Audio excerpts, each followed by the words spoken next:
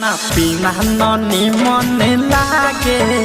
रात रात भर अखिया जागे खाना पीना ननी मन लागे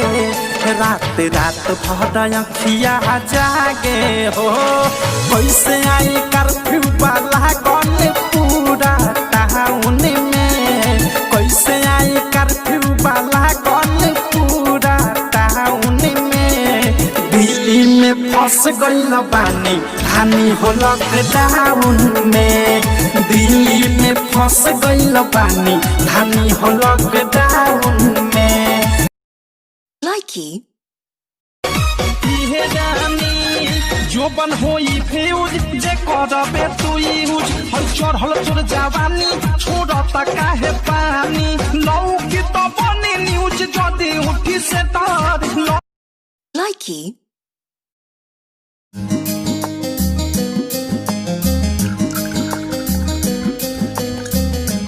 केहू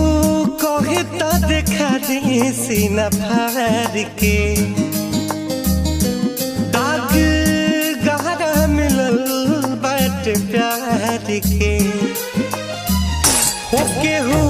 कहे तो देखा दे सीना फाड़ के दाग गहरा मिलल बाट प्यार के उतर तो सड़क के डोली में सवार हो गइल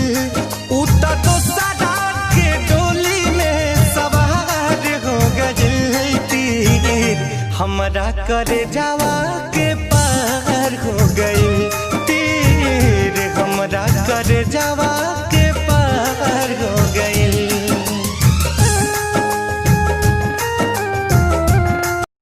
लाइकी दारू बानी नीमन तहरा दिल में बानी छापल चेहरा छोड़ी निहारे लचपल परी जैसा रूप तोहर लागत रहे हर दम भइलू छुर छुरी बोल कहे हमारा एकदम देखिए पक्का पड़ा तोर बाटे माइले अखिलेश के सारी तुला गला खाइले हमारे बरामा में छुछु नारी लिखाइले चुप रहा अपने बड़ा छुछुला लाइकी वतन वतन मेरे आबाद रहे तू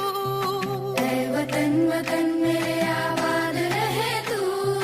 मैं जहाँ रहूँ जहाँ में याद रहे तू लॉकडाउन चल रहा है जल्दी से दूल्हा दुल्हन को बैठाइए ओम मंगलम भगवान विष्णु ओम मंगलम अरे रुकी ना अरे बाबू आजू का हम दक्षिणा खराब हो गई रे बाबू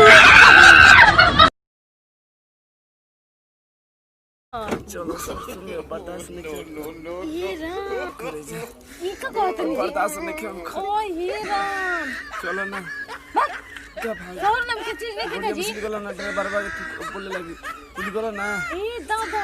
प्लीज कौन सी बर्दाश्त नहीं हो तुम तो गला का बताएं कुछ हो चलो ना बताओ तनी अरे राम हो राम तहा ई राम हम ना जाने के होय तुम करम करम रहुआ बीच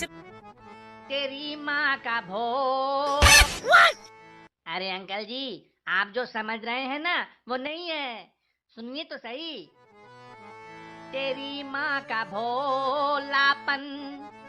तेरी बहन की चूक। ये क्या अश्लील गाने गा रहे हो बेटा? अंकल जी फिर से कह रहे हैं, जो गा रहे चुपचाप सुन लो, बीच में टोका टाकी ना करो। दिमाग खा रहे हो यार तुम तब से हमारा। गाओ। तेरी माँ का भोलापन,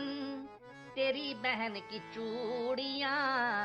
तेरे बाप का लंदन में है बिजनेस। कैसा लगा अंकल? क्या खतरनाक गाए हो बेटा, तुम तो सचमुच माँ बहन एक कर दिए हो।